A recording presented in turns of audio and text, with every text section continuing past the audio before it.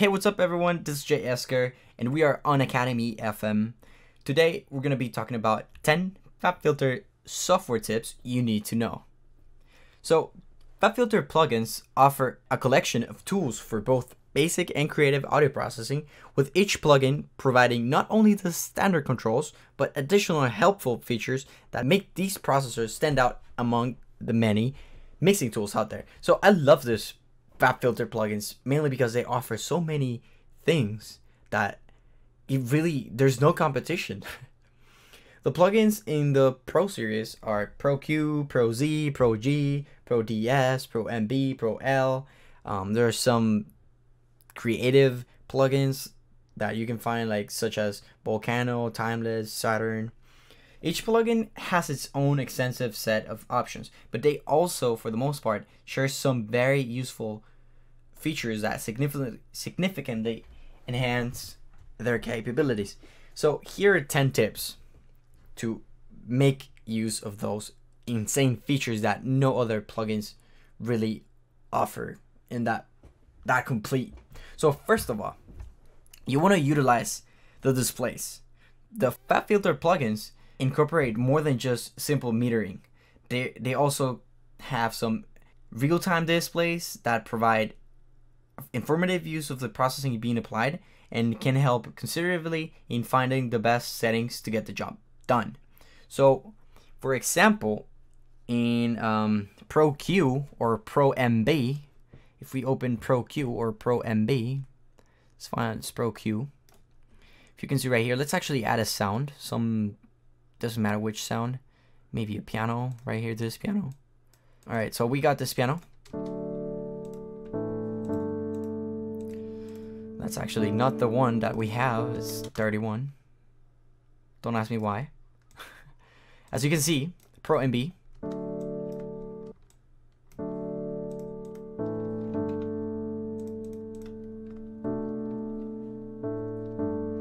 It has some real-time visualization.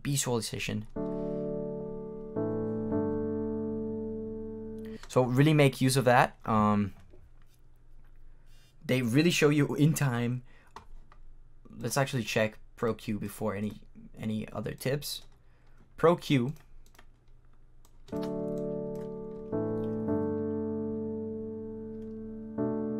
also offers you a really cool spectrum analyzer. Tip number two. So they have an option which is called mid-side mode, and what this does is sometimes, for example, let's use FabFilter Pro Q2 for this example. For example, normally this is as you open it, it's a normal EQ, like it just adds or decreases frequencies, right?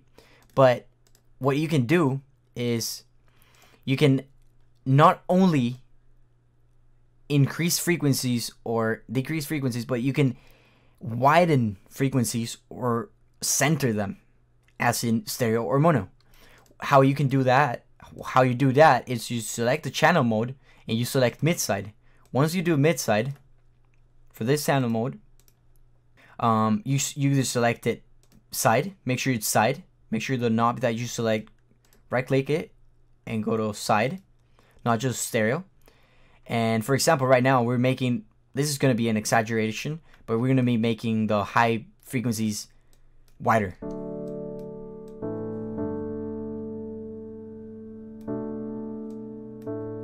Not really high frequencies, the mid frequencies, and maybe the low frequencies we're gonna be making it. Let's make it low cut. Let's make it mono.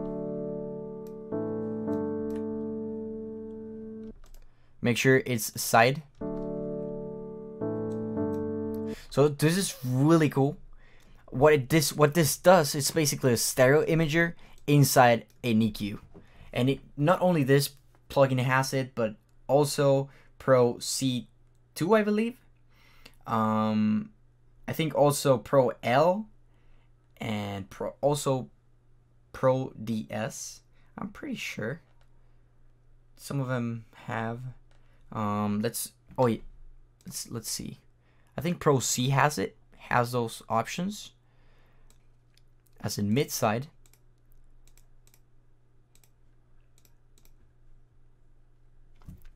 Oh yeah, low control. It has a lot of options. So make sure you make use of the mid and side signals. In order for you to understand a little bit more, most of the Pro Series plugin provide the option for mid-side processing. That takes a stereo signal and divides it into its mid and side components.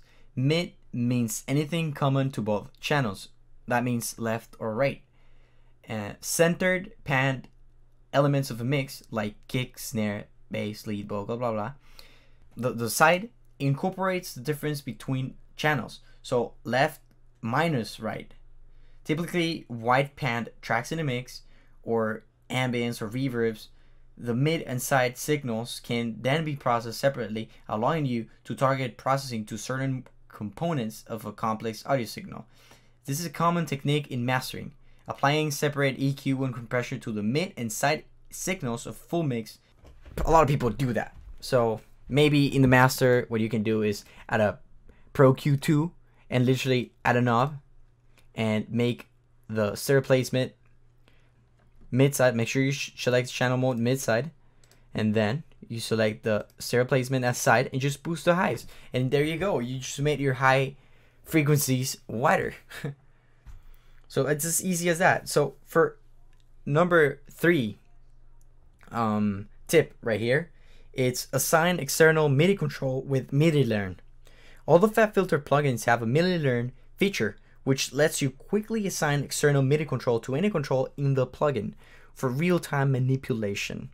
This can come handy for both corrective applications, like applying EQ or dynamic control only when needed in the track, and for more creative tracks like dialing up and effect like up and down whenever you want. It can be really creative. So what you have right here is a MIDI learn. Click to control to activate it for linear mode. Yes, I do want to activate it, so we click it and we enable it.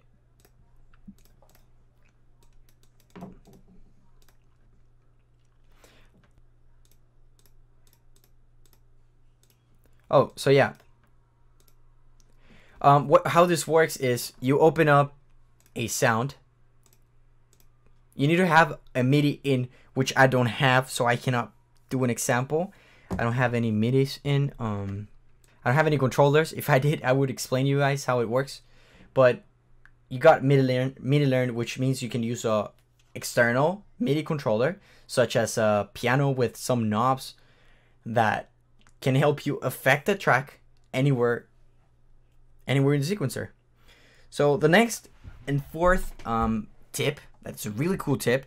Make sure you use the advanced and expert controls. So make sure you use the advanced or expert controls.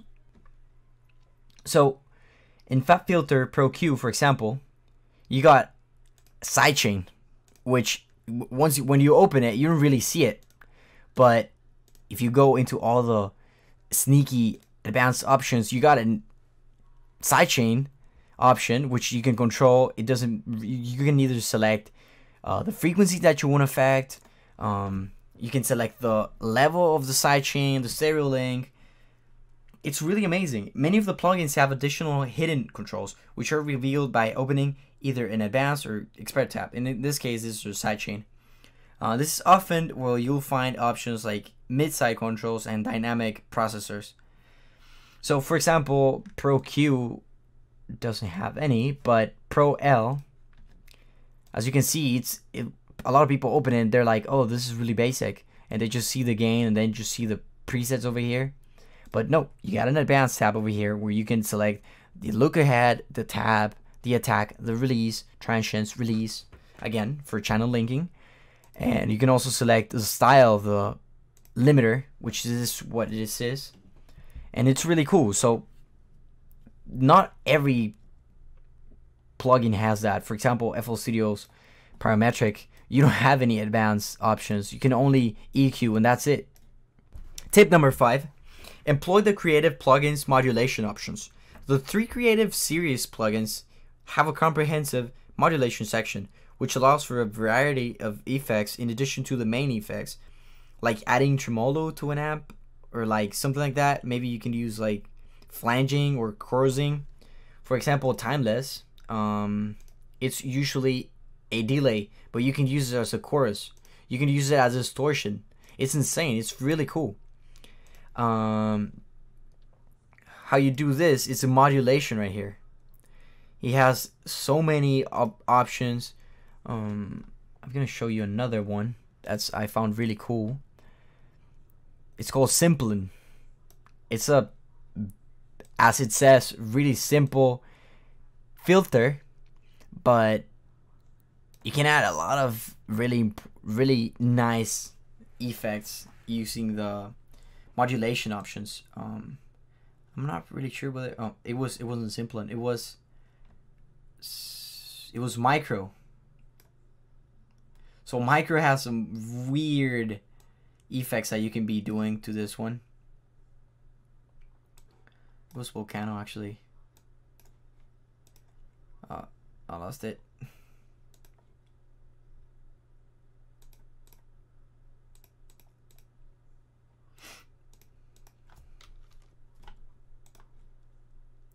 So make sure you use the modulation options to get some cool effects and more interesting and more creative users. A lot of people use this for filter sweeps and synth-like stuff. It's really crazy. What you can do with this, it's limitless. Although FabFilter audio processing plugins have a wealth of features that take them a step or two beyond your average mix processor. To be honest, a little exploration of these options will be well worth the extra effort.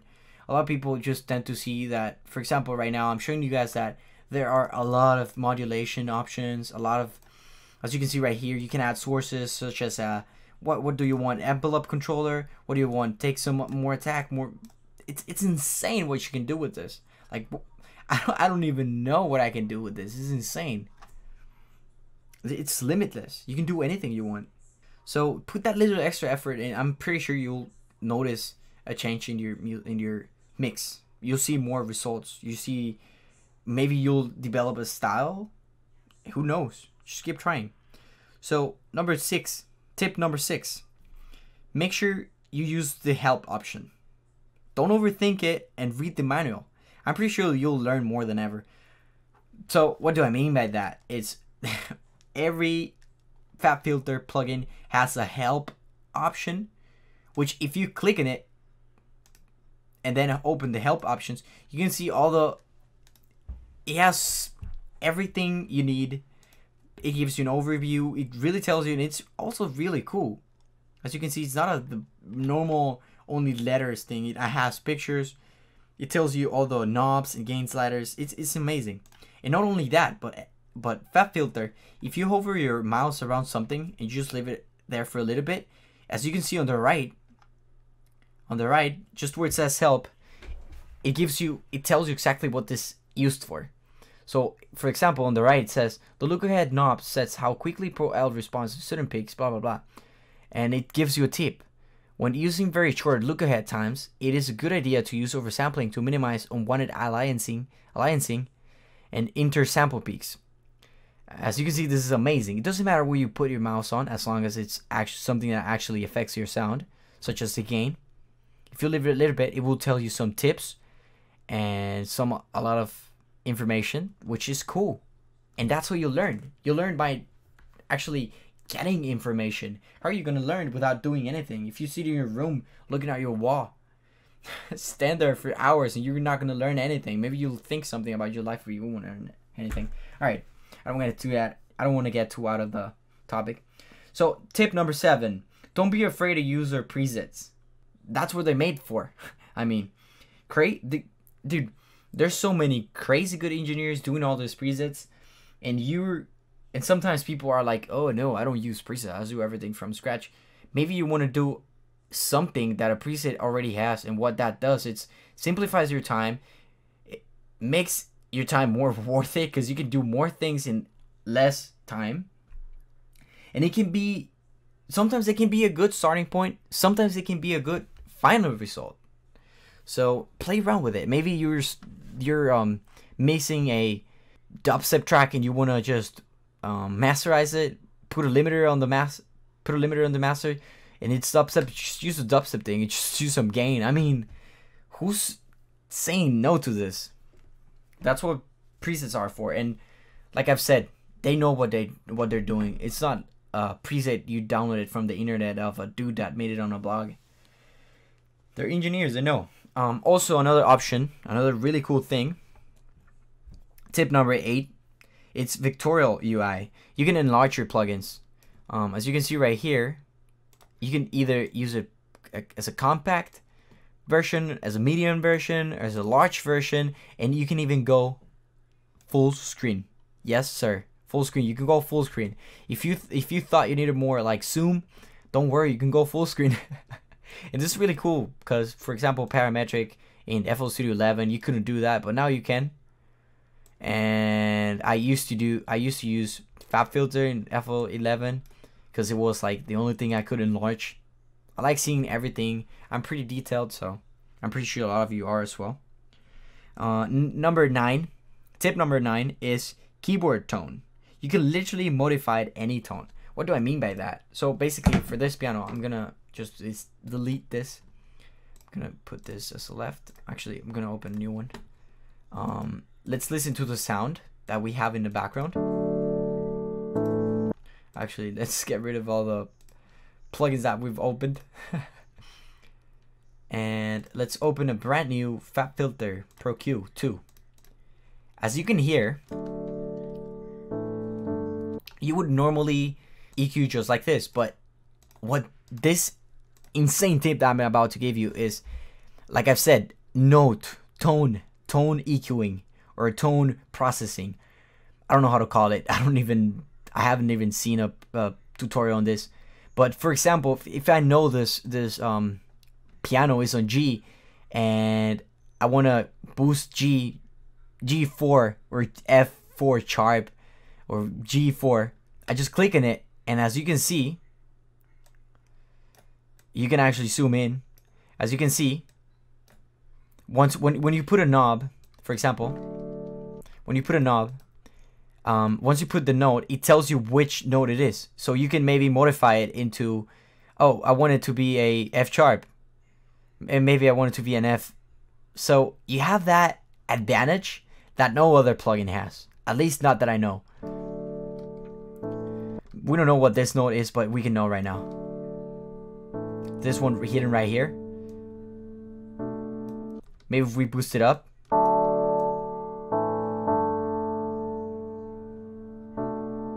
As we can see, it's actually an essential note on this. So it's really cool. Maybe it's a note that's bothering you, get rid of it. So you're not only using your ears, and it's not only visual, it's helping you because sometimes it's a note that you want to get rid of, and you can do it now because FabFilter is amazing. And tip number 10, it has undo and redo buttons, which are lifesavers. A lot of you must be thinking, what is he talking about? FL Studio already has it. Well, before, when you used to click, like for example, if I remove this, I can just automatically Control C, right? And it's okay. I just undo. It doesn't matter. I can just undo. But on knobs and inside plugins, you cannot do that. Look, I'm clicking Control C and it's not affecting it. But FabFilter has their own undo and redo. So it doesn't matter if you did something wrong that completely deleted the whole plugin, the whole preset, I mean. You can now just redo. And it's a pretty cool thing. I would really suggest you guys go and explore more of this FabFilter plugins because they are more useful than most of the other plugins out there. And that's why I use them. So this was all for this video. Hopefully you guys learned something good from it. I'm Jay Eskar, and I will catch you in the next Academy FM video. Goodbye.